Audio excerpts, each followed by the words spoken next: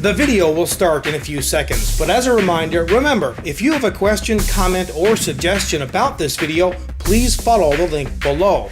Also note that you can post anonymously.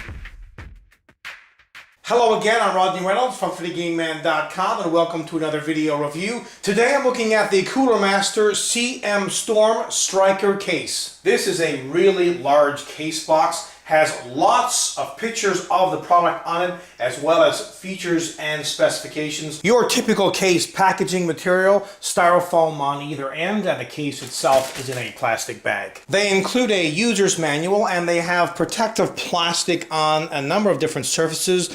The side window here at the top, as well as here at the front bottom. This is just to protect it, from getting scratched. This is a full tower case, so it is very, very large. It comes in a white color, and it's mainly comprised of steel and plastic. At the top, there's lots of ventilation, mesh, as well as a huge, strong handle, and it has this grippy surface here on the bottom. Very nice feel to the handle overall. You'll have no problem lifting the case full of computer gear with this particular handle. And this is a nice touch. They have the name of the case here at the top. Here's the rather large power button, the button here for illumination on the inside of the case. You can turn it on or off. You can also adjust the speed of the fans. A couple of LEDs, one for hard drive activity and the other power, two 3.5mm jacks, one for the headset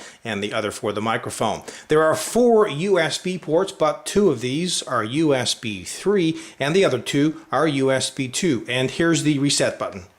Also at the top, they include a removable dust filter. This is for the included 200mm exhaust fan. However, you can remove that fan and install an optional 1 or 2 120mm or 140mm fans. They have what they call an X-Dock at the top, and this is basically a 2.5-inch hot swappable drive bay.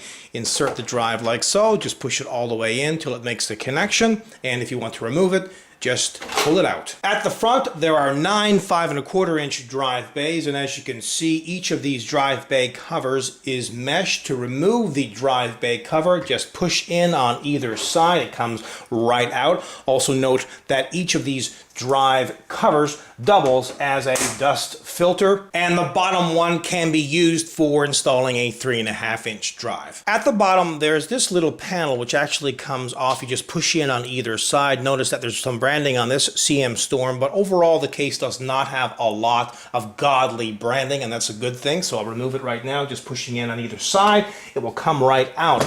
Now there's a little accessory box which pulls right out. All you need to do is remove 2 screws, and once you do so, you just pull it right out. And inside of this, there's a whole bunch of stuff, everything for installing, all your computer gear inside your case, speakers, screws. They have an 8-pin power supply cable in here as well. On the left side panel, there's a very large window as well as lots of ventilation, and this ventilation will allow the 2 included fans, which are just inside of the case on the left side for hard drive cooling, to intake cool air. Now behind that ventilation on the left side panel, the mesh, there's actually a filter, but it's not super easy to remove, but they do include a dust filter for those 2 120mm intake fans. And on the right side, there's more ventilation. At the back of the case, they have 3 rubber grommets. Now, there's no problem to install a full-size 240mm rad at the top of the case. No problem at all. This is a large, large case, so you can route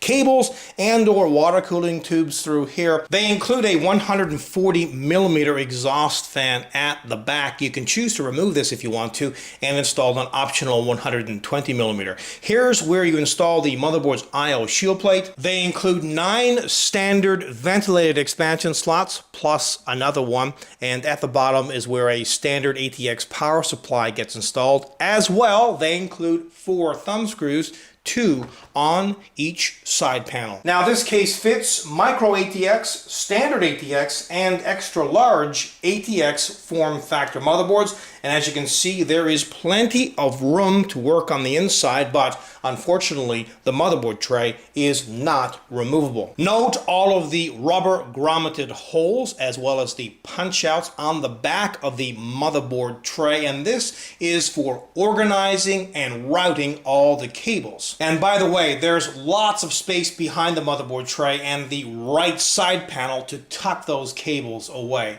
As well, note that there's a super large hole on the motherboard tray, and this is for the cooler's retention plate. You can fit a video card that is up to 322 millimeters in length, or 12.7 inches, and a CPU cooler that is 186 millimeters in height, or 7.3 inches. At the bottom, you can install two optional 120 millimeter fans. Now, they include this 2.5-inch drive cage, which you can install up to 4 2.5-inch drives on, but note where it is. It's where you would install an optional 120 millimeter fan, but thankfully this can be removed. Now have a look at the back of the motherboard tray. You can clearly see all of these punch outs as well as the holes, which by the way have rubber grommets on them so you won't cut the cables. This will make it easy to organize all these cables back here.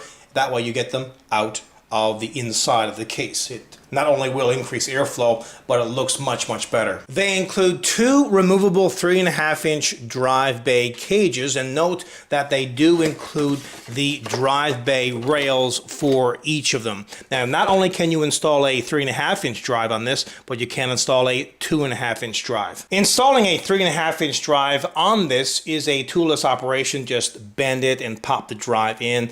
Everything will match up here, and then just slide it into place until it locks. If you want to remove it, just pinch and pull it out. Now, to install a 2.5-inch drive, you do need to use 4 screws to mount the drive to this. Also note that if you need to remove the top panel and the front panel, you can. Finally, have a listen to the stock cooling.